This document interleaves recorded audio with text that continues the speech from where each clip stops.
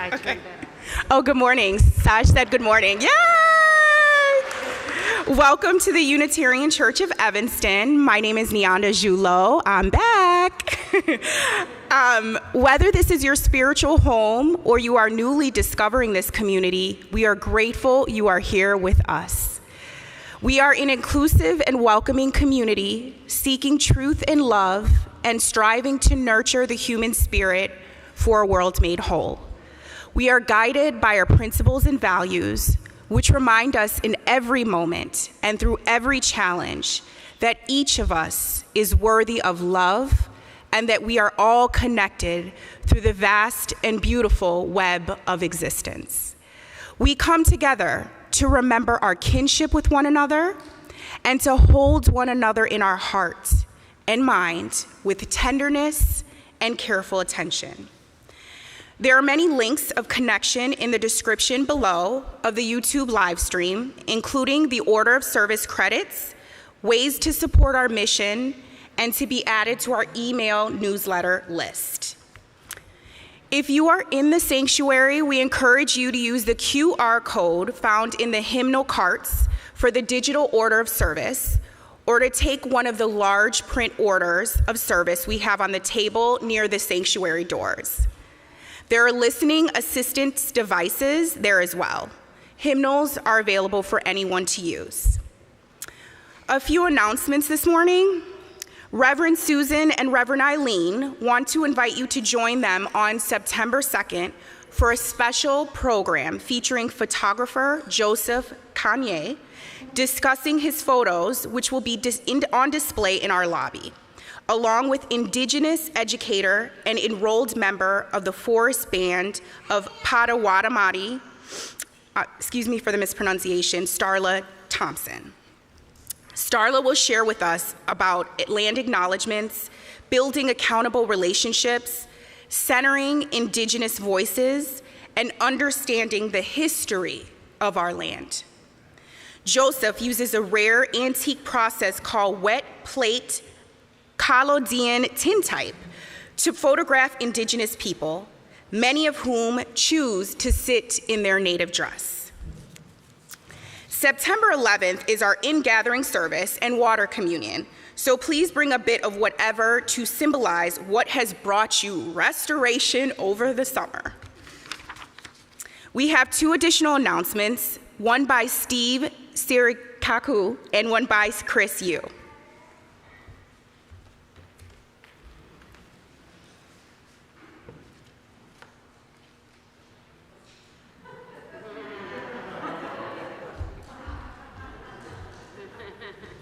Good morning.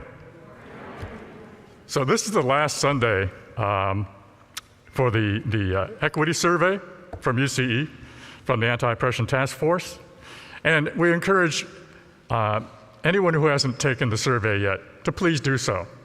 If you would like, you can take your camera, focus it on the QR code here on either my front or my back, and take the survey that way.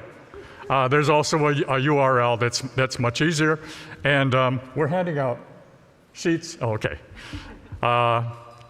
half sheets, quarter sheets that have that information. So again, we put a lot of work into it, but we also want you to know that this is not the last thing we're going to do, right? The survey isn't the be-all, end-all of our quest to find out what UCE.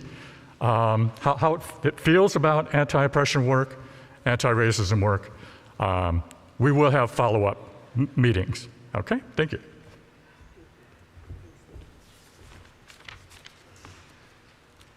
Good morning. My name is Chris Yu. I'm not sure if you can hear me. I wanted to speak with you all today about why I've started to get involved with UU the Vote. It's a national UUA effort to engage voters and to strengthen democracy. On a Sunday morning, the week after the Dobbs decision came down, I was helping out in the back as a kitchen assistant, and Lee Banner was sitting at a table in the back with all of these postcards. He reached out to me specifically and asked if I'd like to take some postcards. And I'm not sure I would have done so if he hadn't said to me, hey, Chris, come over here and see what we've got. And that really just made the difference for me. I took those postcards home, and when I opened them up later, I was struck by both how well organized the effort was and that the message of the cards was not to promote a candidate or one specific idea, but to give the recipient information needed to be sure that they're able to vote.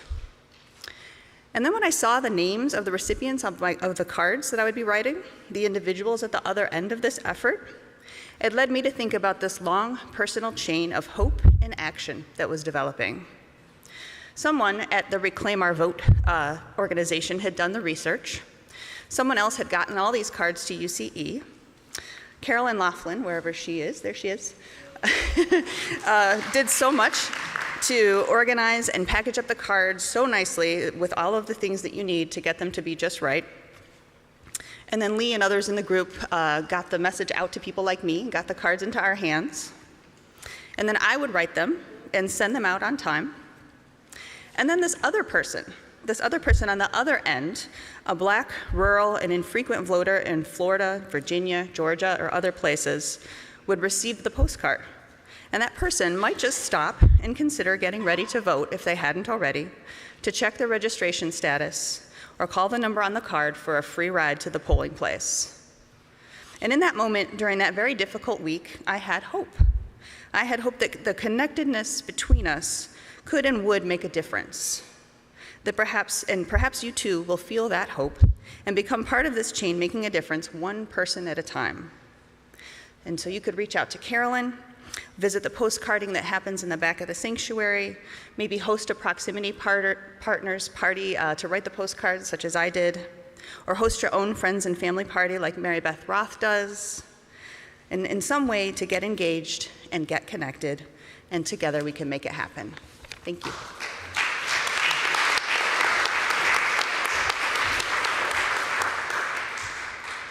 And now we'll settle into our shared time of reflection, celebration, and inspiration. And as we begin our worship, those joining us online are invited to gather your chalice as we join in beloved community. Before our introit, I wanted to just introduce, this is a piece done by Paula Wolowitz, who many of you remember, and Jean Durkin's beloved partner, who died several years ago. And Jean had all of these cassette tapes of Paula's music that Adam was able to digitize, and so that we can share them. So this is one of her pieces, just so you know that the sound quality is a little grainy, and that's just as best as we could do, but it's still so great. So we wanted to share them with you.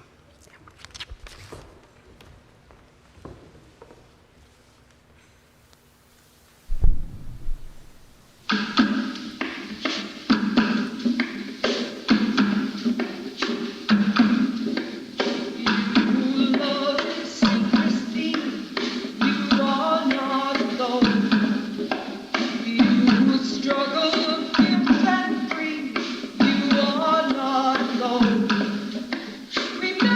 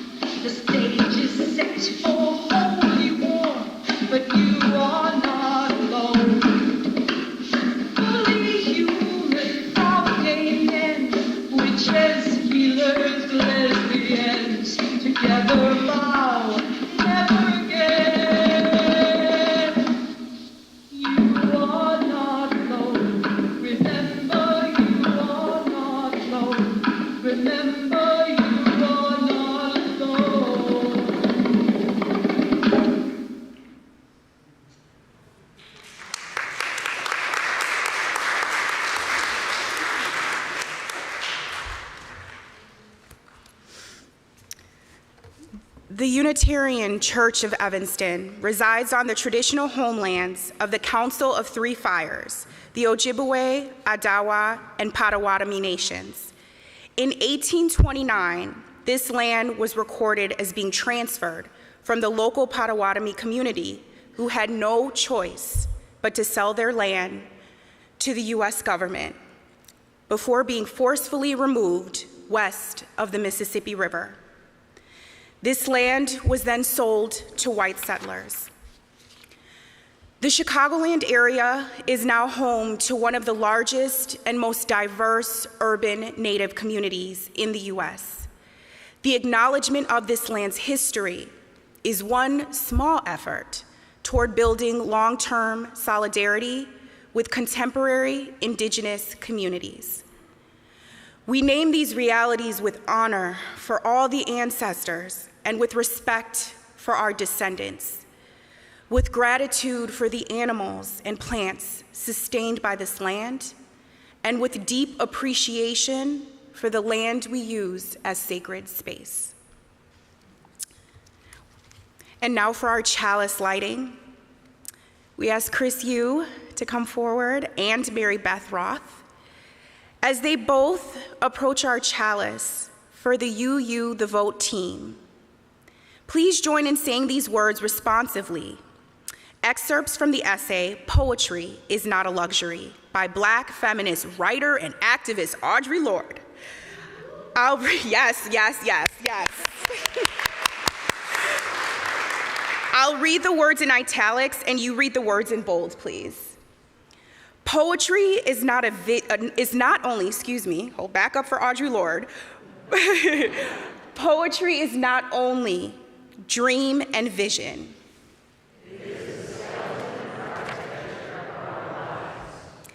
It lays the foundations for a future of change.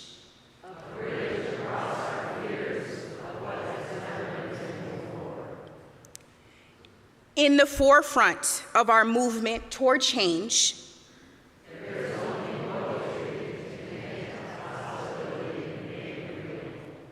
thank you.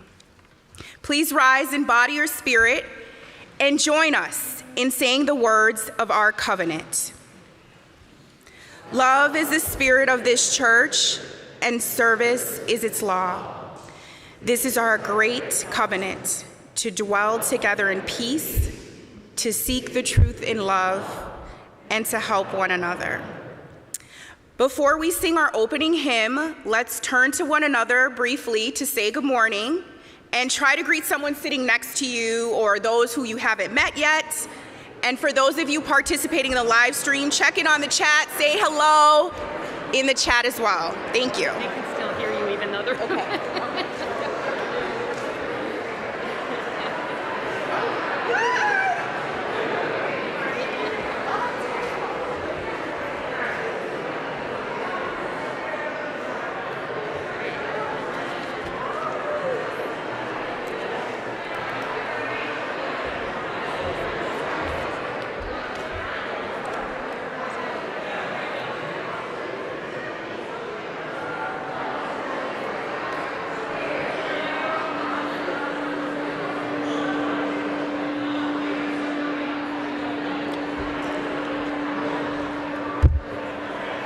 Please remain uplifted as we join in singing hymn number 354, We Laugh and We Cry, verse 1 and 4.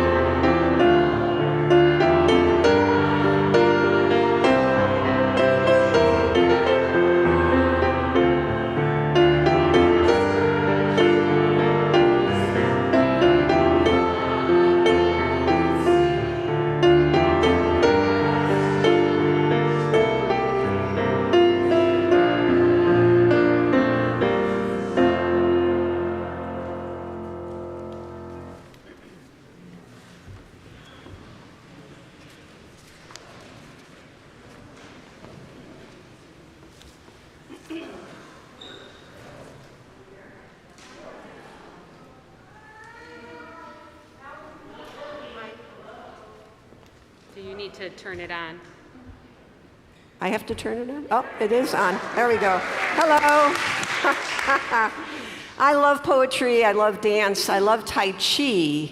And this is a story for all ages, kind of about Tai Chi. Embrace Tiger. There we are. Push Mountain, waving hands in the clouds. Grass bird's tail, 3 palms to the heart. Kind of sound poetic, huh?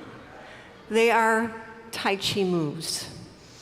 Tai Chi, however, it looks like a dance, right? It has these flowing, beautiful movements, but it's actually an internal martial art, quite fierce. So it looks very gentle, and it is. It looks very smooth, and it can be very deadly. But in the United States, that's kind of not what we're about. The original name, Tai Chi Chuan, Tai Chi means the ultimate, and Chuan means sword.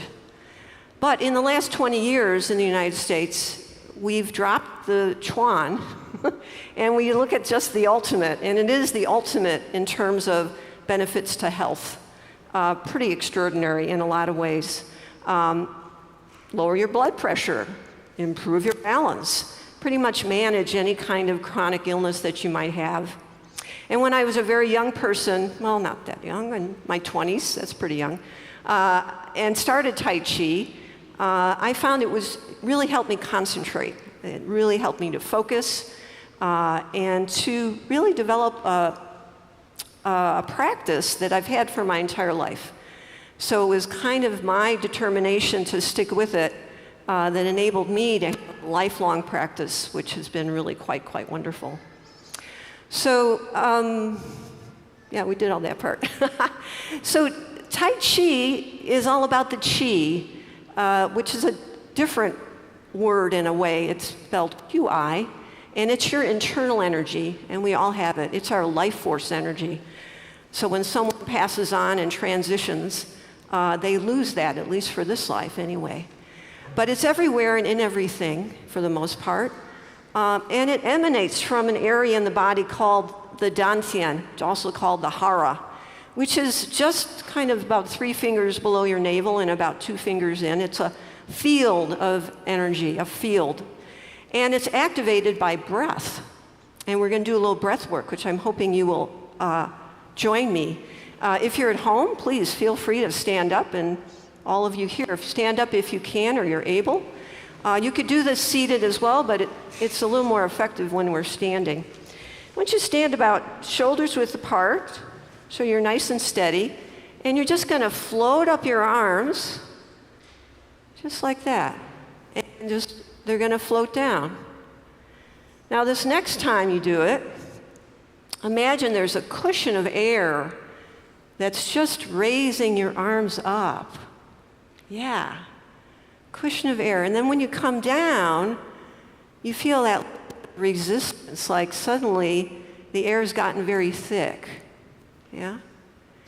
Now we're going to do a little something else. Bend your knees just a little bit. So when you come up now, straighten up your knees, breathing in.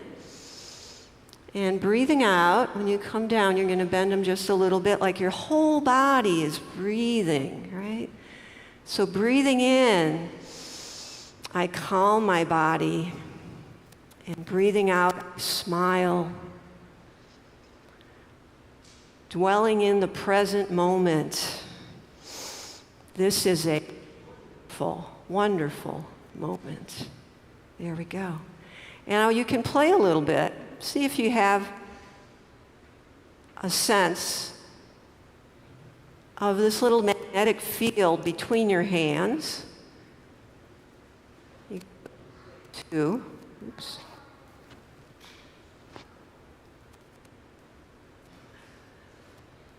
You might feel a little bit and kind of bounce the air, right? So that's an emanation of a little manifestation of your chi. Right? And if you're not feeling it, you can expand it a little bit by rubbing your hands together till they get warm. And then just bring your hands close but not touching. Anybody feel a little tingly? Yeah, a little warmth. And now breathe in and breathe out. And notice how that expands. It gets a little bigger. Becomes a little more expansive. Yeah, that's great. Wonderful. So we've got chi. So chi is the fuel of Tai Chi. The Dantian is the engine. It's where the physical and spiritual body meet. Wonderful. I'm going to do some movement. Some simple, some not so simple. You'll know, right? The first one's pretty simple, but you're going to move a little bit. So see how you feel about that. So the chi moves my body. You could do this in one place if you like. You don't have to move. My mind directs the movement. Waving hands in the cloud. Yeah, you're doing Tai Chi. This one's a little more complicated. Yin becomes yang.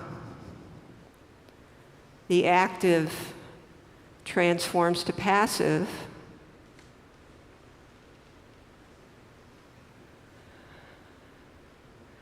3 palms to the heart. Now I grasp bird's tail. I'm going to move on this one, but you don't have to. I'm not sure you can. Embrace tiger.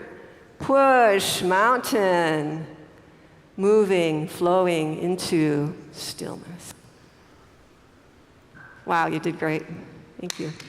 Be well.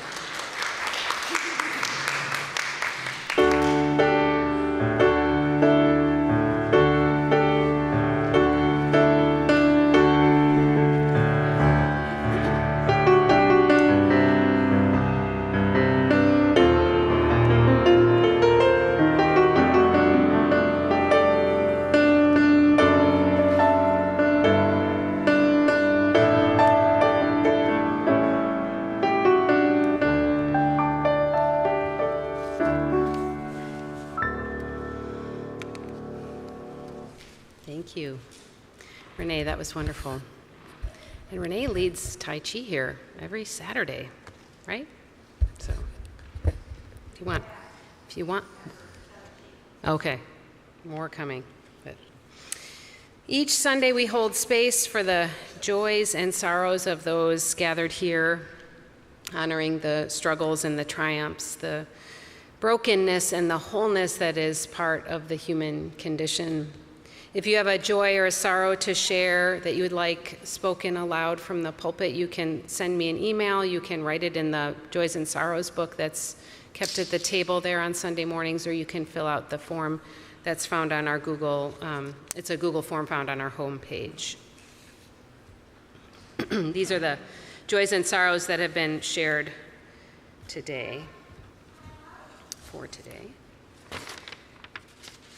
From Bob Mesley, today Barbara and I are celebrating our 52nd wedding anniversary. Congratulations, what a joy. Bob writes, definitely a joy for me. I'm sure Barbara feels the same. Concern and then a joy from Alicia Hempfling. After we had COVID in late July, Tom's symptoms of breathlessness, occasional dizziness, fatigue, and then coughing were at first presumed to be COVID after effects. Finally, on August 18th, Tom went to immediate care where he was told to go to the ER right away. He then spent the next 2 nights in Highland Park Hospital with the diagnosis of atrial fibrillation. The staff at the hospital were super, and he was finally released on last Saturday. Although Tom has joined the large AFib club, he now has medications to lower and stabilize his heart rate. We send you our love and care, Tom. Reverend Susan shares that Peggy Kennedy, the mother of Susan's wife, died this past week at the age of 80. Susan and Mickey have a good support system of family and friends, and they appreciate you keeping them in your thoughts. The Monska family shares that Sarah's mother, Patricia McGee, recently fractured her hip. Surgery was a success, but everything is complicated by late-stage Alzheimer's disease. And after living for 9 years with the Monskas, Patricia is now in rehab at a memory care facility, which will become her new home. We ask for light and positive energy as we all adjust to these big changes. From Jenny Walsh last week, I think I missed it in the service, but Jenny Walsh wrote, "I'm thrilled that my cousin, once removed, is here playing cello with us this morning." That was last Sunday.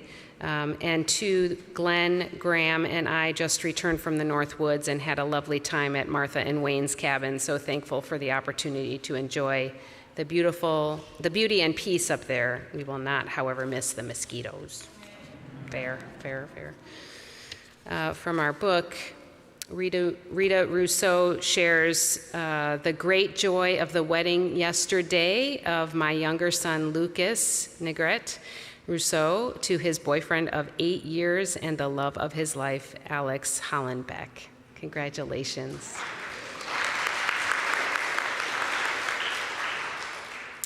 And a joy from my kiddo over here. It has been lovely being home from college to celebrate my parents' birthdays. This is from Gray. For those of you who don't know, my kiddo, Gray, is over there. I also love seeing my girlfriend Kate getting excited to come to church. I also like that. Thanks for coming home. And finally, Jim Kepler is in St. Francis Hospital for observation. Harry Hirsch shared that concern, so we hold him as well in our hearts. This is the sacred space for our tender offerings, and it is part of the practice of beloved community. Together we expand our celebrations and we lessen the burden of our grief. If you have a joy or a sorrow that's on your heart that was too tender to share, but you want to honor it by lighting a candle, please come forward now.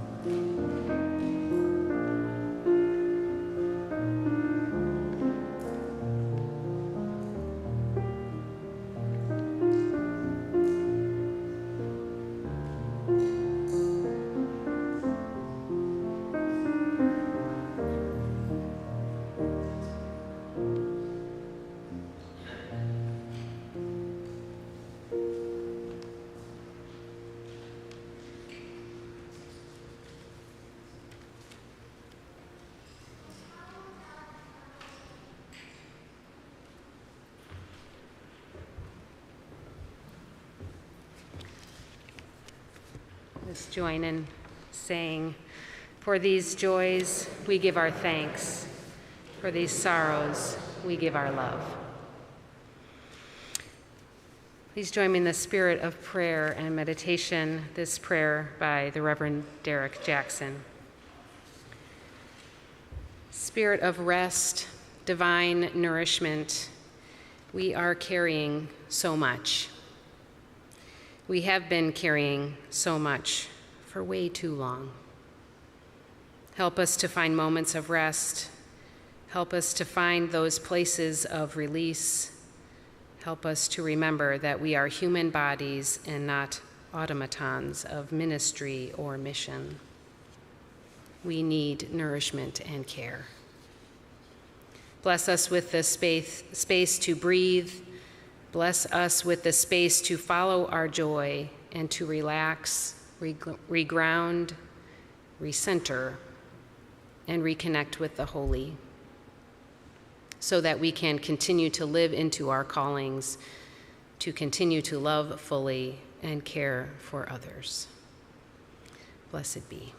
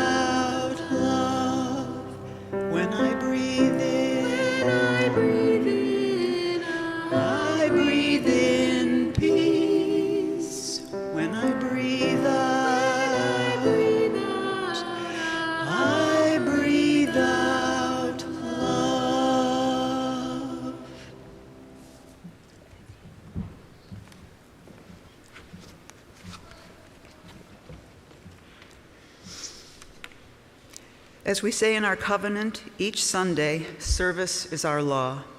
UCE is called by our mission, values, and principles to contribute to our community, to form accountable partnerships, and to express gratitude through giving. Today's offering will be shared with the Interfaith Action of Evanston, which brings people of diverse faiths and shared values together to serve hungry and homeless people, pursue interfaith dialogue, and engage in advocacy that promotes social justice. If you are joining us from home or in the building, you may text to give, mail in a check, or give from our website. If you write a check, please indicate in the memo line if your check is for the shared offering, pledge, capital campaign, or some other giving. If you are in the sanctuary, the ushers will pass the collection bowls down the rows. Will the ushers please come forward? Please give as generously as you are able, and may what you give bring you joy.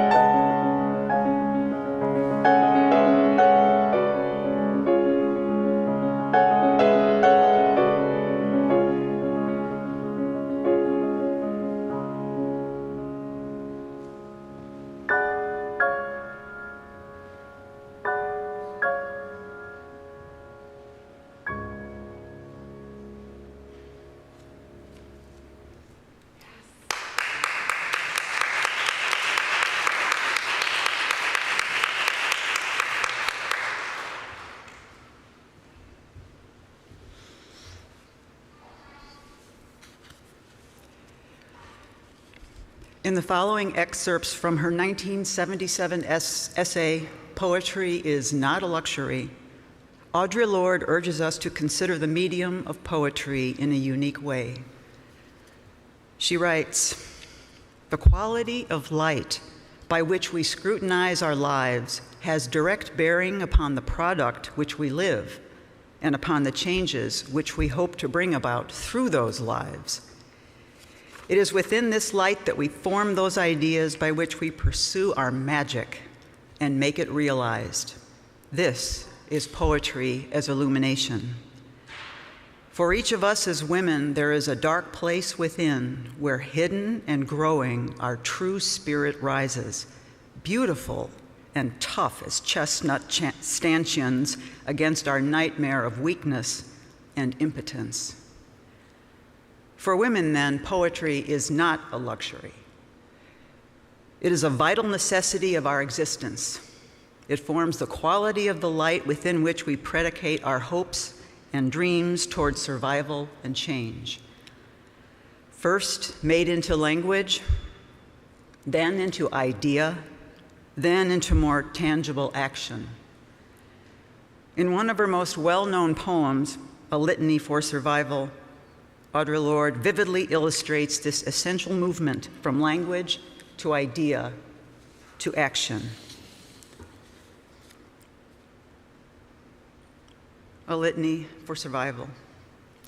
For those of us who live at the shoreline, standing upon the constant edges of decision, crucial and alone.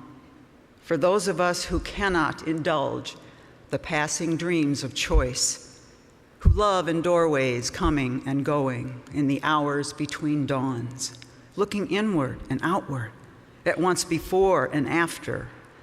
Futures, seeking a now that can breed futures like bread in our children's mouths, so their dreams will not reflect the death of ours. For those of us who were imprinted with fear, like a faint line in our foreheads, learning to be afraid with our mother's milk, for by this weapon, this illusion of some safety to be found, the heavy-footed hoped to silence us. For all of us, this instant and this triumph, we were never meant to survive. And when the sun rises, we are afraid it might not remain. When the sun sets, we are afraid it might not rise in the morning. When our stomachs are full, we are afraid of indigestion. When our stomachs are empty, we are afraid we may not eat again, ever. When we are loved, we are afraid love will vanish. When we are alone, we are afraid love will never return. And when we speak, we are afraid our words will not be heard nor welcomed. But when we are silent, we are still afraid. So it is better to speak, remembering we were never meant to survive. Not too long after Audre Lorde passed away in 1992, I went into Women and Children First bookstore, and there I saw a glorious poster of her. She's had her arms out, she had gorgeous robes on, and she was like this with a smile on her face. Of course, I bought it and framed it, but the most important part are the words written on that poster. She said, "When I dare to be powerful, to use my strength in the service of my vision, then it becomes less and less important whether I am afraid."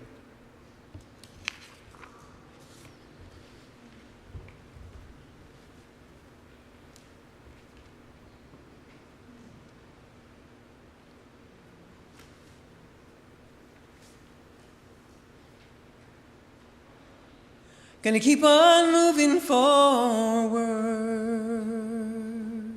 Keep on moving forward. Keep on moving forward. Never turning back. Never turning back. sigamos adelante, siempre adelante, siempre adelante, sin volver atrás, sin volver atrás. Gonna keep on loving boldly, keep on loving boldly, keep on loving boldly, never turning back, never turning back. Amaremos con pasión, siempre con pasión, siempre con pasión, sin volver atrás, sin volver atrás. Gonna reach across our border, reach across our border, reach across our border,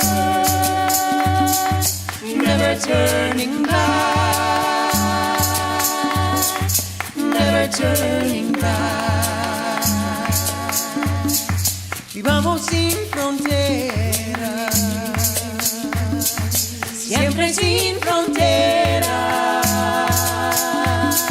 siempre sin fronteras, sin volver atrás, sin volver atrás.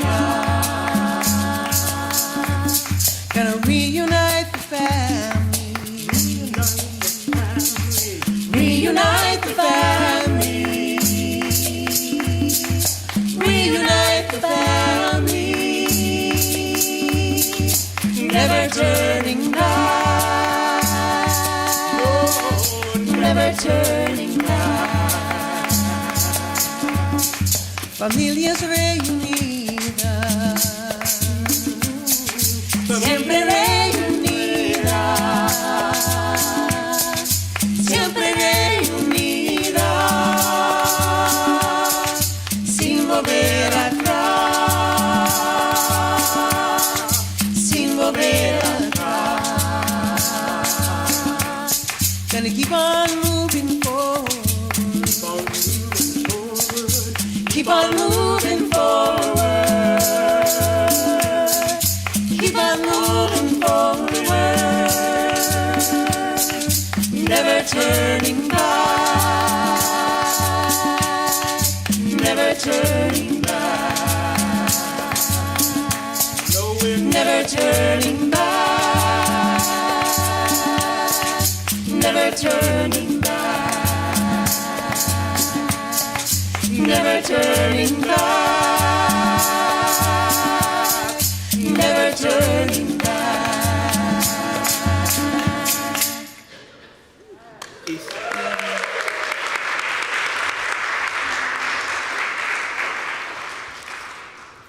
If you haven't caught on yet, we're focusing on poetry and dance this morning as our last service dedicated to the arts, and it may seem like a lot to kind of fit into one Sunday, but it to me seems like poetry is sort of like the dance of words, and dance is poetry of movement or something like that. I don't know. I just think they fit together really beautifully. And when I was thinking about this service, I called to mind one thing I know about poetry is this festival, Louder Than a Bomb. In 2001, Kevin Koval and Anna West of the nonprofit Young Chicago Authors founded this annual poetry slam in Chicago, and it's named after the Public Enemy song. This poetry competition grew into the largest youth slam in the world, with over 1,000 teams competing in its heyday. The purpose of it was to encourage young poets to hear the voices of other poets from around different parts of the city, voices and perspectives that they might not otherwise hear. It was a team competition rather than focusing on the particular gifts of one individual. In recent years, Louder Than a Bomb morphed into a youth poetry festival called Rooted and Rising, and they held a virtual festival last April, which you can watch on their website. From their website, it describes Rooted and Radical as a newly imagined festival to empower participants and get back to the heart of creating a community for young people to share their stories in a non-competitive environment. And what I appreciated about watching that video is they start with a community agreement, which says, in part, that they allow no racist, homophobic, transphobic, sexist, gender-biased, fat-phobic, ageist, ableist, colorist, or otherwise discriminatory and harmful language or behavior. They're about creating a safer space for all stories and people, especially marginalized communities. The film, Louder Than a Bomb, when I was searching for it, I found that it was made into a film in 2010. And looking through some of the poets, I was particularly struck by one. His name is Adam Gottlieb. I thought that his was a very powerful example of the integration of movement, breath, and ideas that is the essence of poetry. So we're going to hear from Adam now. I'm Adam Gottlieb. I'm 17 years old. I'm from Northside. And kids who come from all places of the city love him. They love him. He's a superstar. Everybody's got something to say about poetry. Because rhymes peak in meaning, shedding light on our unspeakables. For an ample example, take the other day when I sat not knowing how to write a poem, and assuming I was fruitlessly booming the thin air, I yelled and spat my frustration. How do I start? And my dog looks up from her water dish and says, I hate to encroach on your artistic space, because I know you're like in the zone or whatever, but if you really want my advice, here it is. And then my dog says, poet, breathe now. Because it's the last thing you'll ever do for yourself. Poet, breathe now, because there's a fire inside you that needs oxygen to burn, and if you don't run out of breath, you're gonna run out of time. Poet, breathe now, because once the spot gets packed, you gotta save that air for screaming. Your inhalation takes saviorisms to sky highs, you gotta go with the flowing of your own voice. Poet, breathe now, because once you spit, you won't even need air, you'll be rocking rhymes respiratory, you'll breathe poetry, baby. You breathe now and you'll never forget that breath. You got pulsative passages passing the mic, and hot hallelujahs when verses you write, and your sin is your savior, your song is your life, and your words are like wonders to wandering fifes, pipe and ceremony, poets you man, words you wife, and your honeymoon orbits around your love like metronomic metros, keep in time to the heartbeat of your heavenly drums. Poet, breathe now, because you might have something to say, because peace might depend on your peace, because you breathe, and there the air might help your brain tell your heart to keep pumping one more cycle, and that blood might help your lips form one last word that hits the audience hard, because we are all made from the same elements and we all breathe the same air, so celebrate our mutual recipes of existence by persisting to stay alive, ducking sageless, luckless ages like intellectual hippies. When you take a breath, the universe rings out like circular beats, landing planets are seraphim, storms are spit, stars are soul candles, and you breathe like chest rebounds even when all hope seems lost. Our sounds pound mics like hope stars, like we're still here, hollers we make, angels of our nightclubs, bards of our bums, outlooks of our outcast, and infinity of our sums. We are the children of empathy, the pathos of slums. We heal like Helios, like cyclical drums. We enlist life from listless and sometimes even get things done. Poet, breathe now, because once you start your piece, you can die behind that microphone, and death may be breathless, but poetry's deathless, so breath be our savior eternal. Poets, breathe once with me now. That's one poem we all wrote.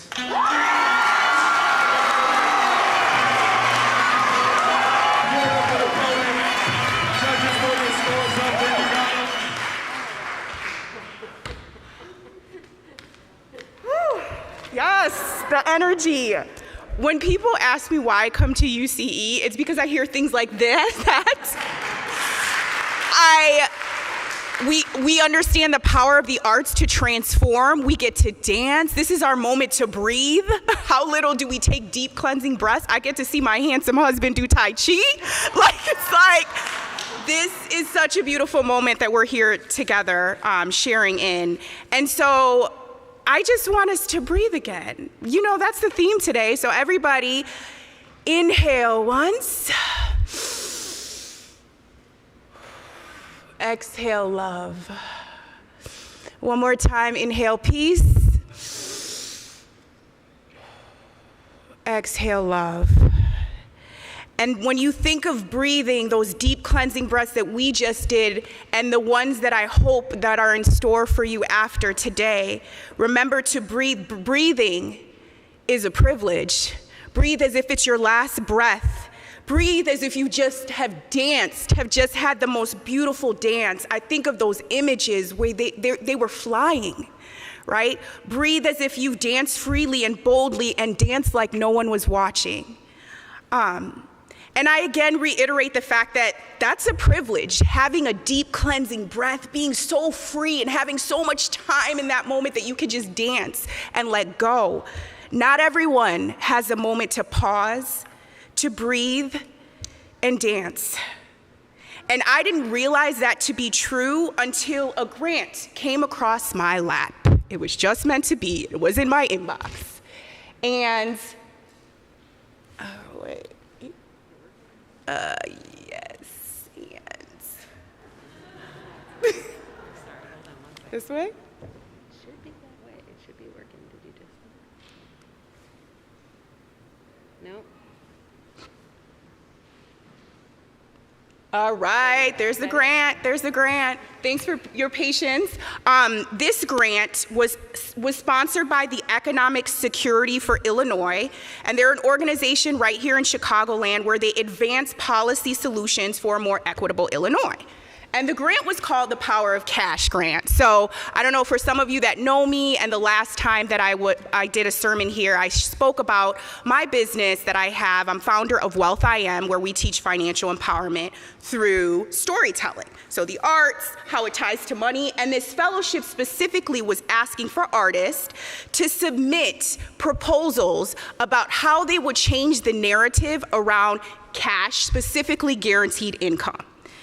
And I said, wow, changing narratives, that's key to what I believe in. Part of Wealth I Am, the work, is we're trying to unravel beliefs, stereotypes, and judgments that we have about money, that then drive our financial behavior. So I saw this and I said, that, you know, I would definitely apply. And my proposal was actually, there are various guaranteed income programs throughout Chicagoland. And my proposal was to interview some of these recipients and get to hear their story, those that were willing to share their story of why they needed guaranteed income, to share their true, authentic selves. Because what I learned is that we have stereotypes. We not only judge ourselves of what we're capable of doing with money, but we judge others.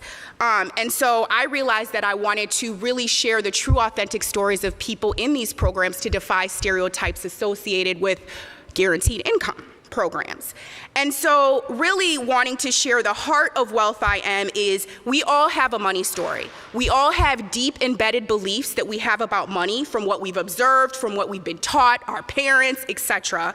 And what they're doing is really creating these beliefs in us of what we are capable or not capable of doing with money, and judging others as well. And so I say that, and our work is defying those judgments and defying those stereotypes. Oops, I'm going backwards.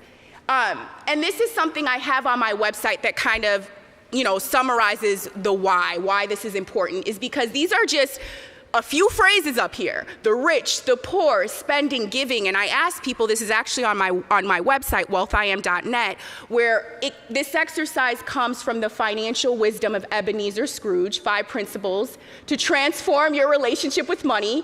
And the authors, this exercise was from Clance, Kaler, and Clance, right? Their father and son. So this exercise is actually from their book, but I put it up here because it's key.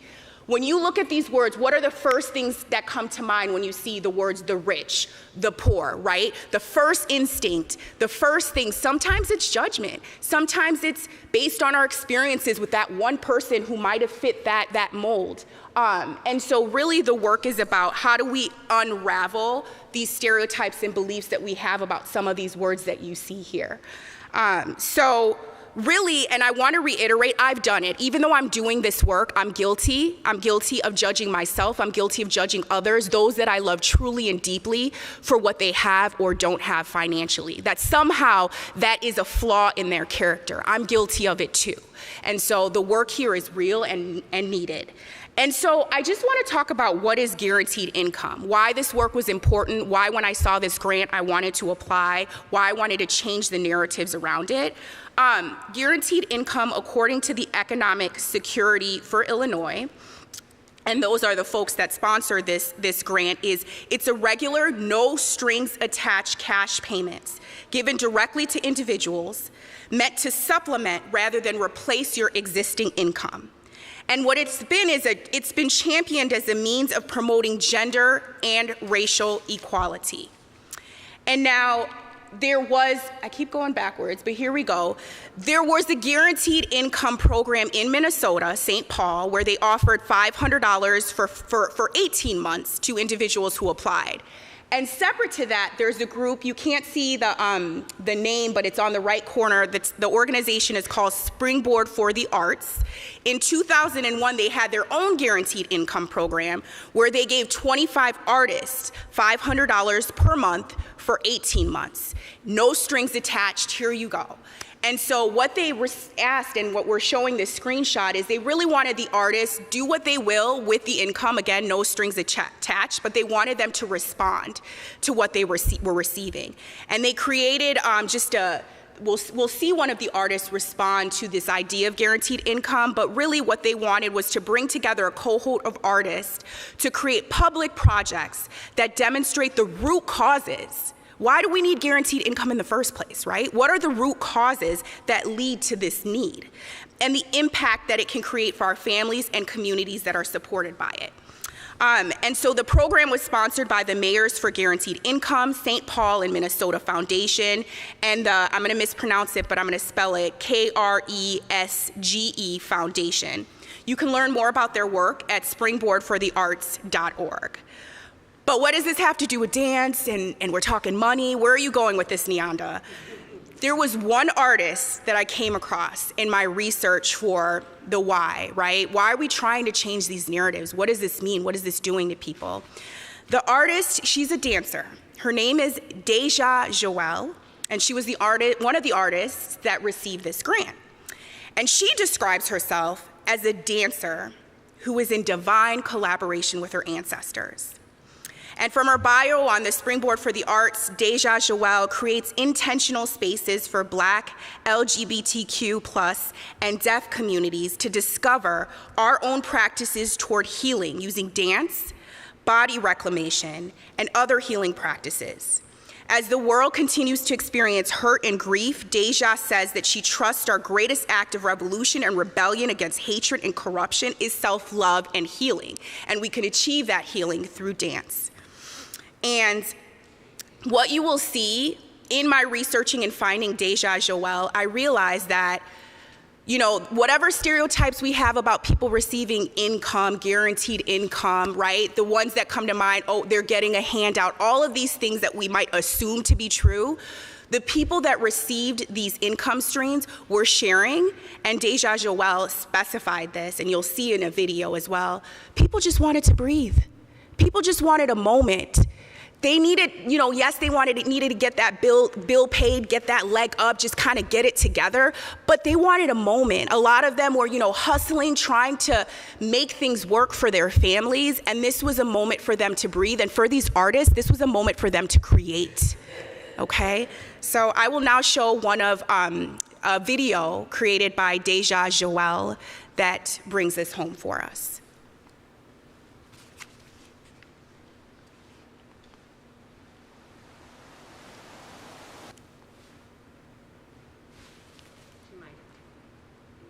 One more time?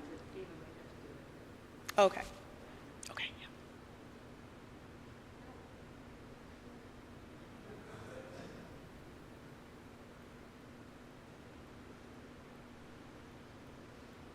This is your moment to breathe.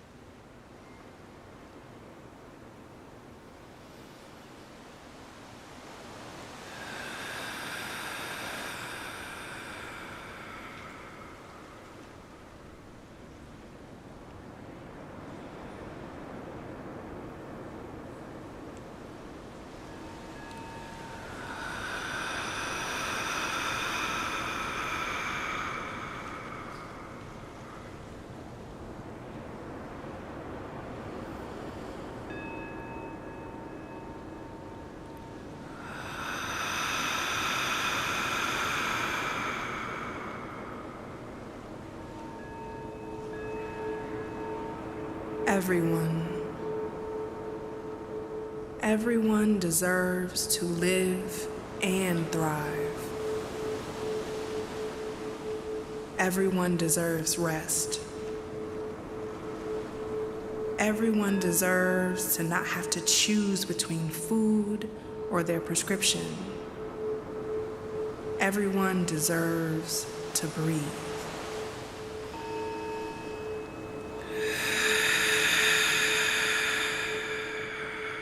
We deserve to dance. We deserve to spend time with our loved ones. We deserve to create our lives. We deserve income. We deserve guaranteed income. We deserve.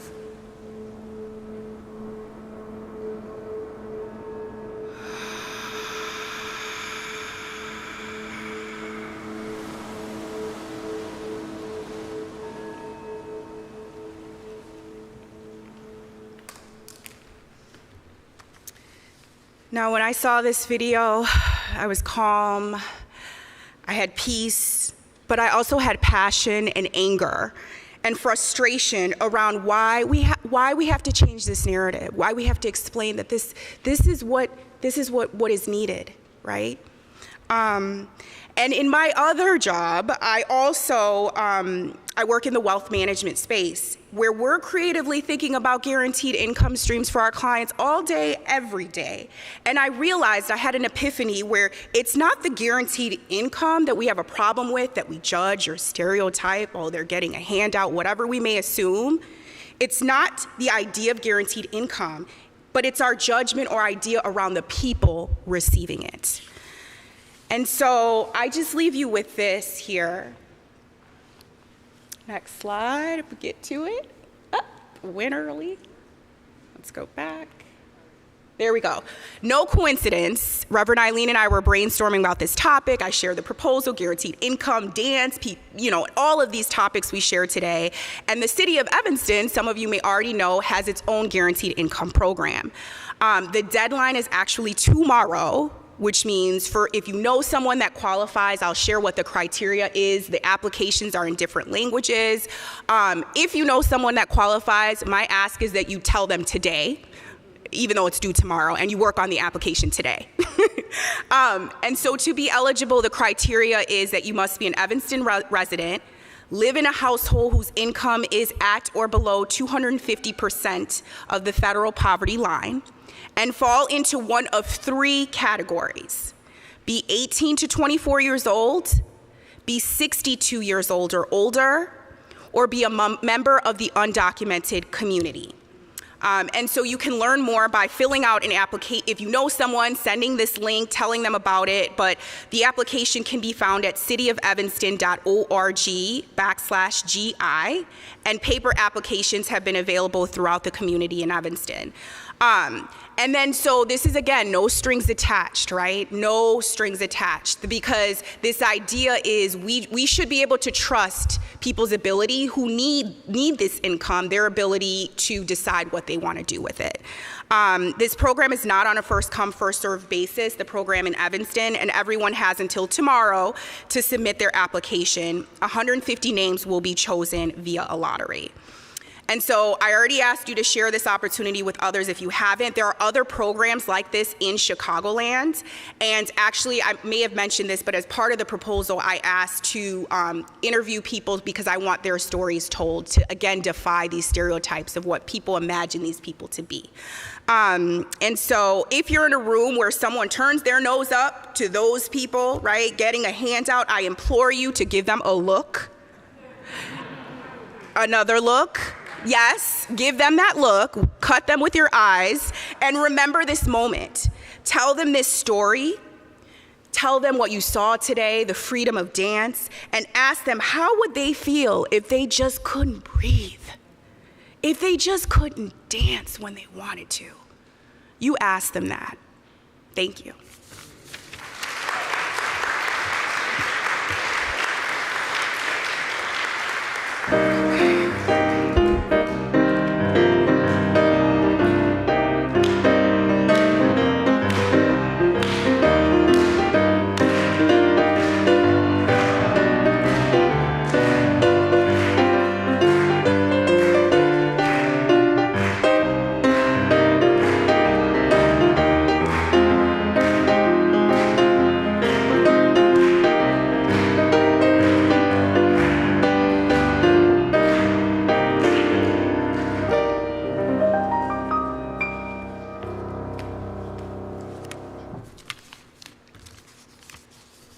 As we extinguish the chalice, please join in saying these words by Reverend Elizabeth Sell Jones.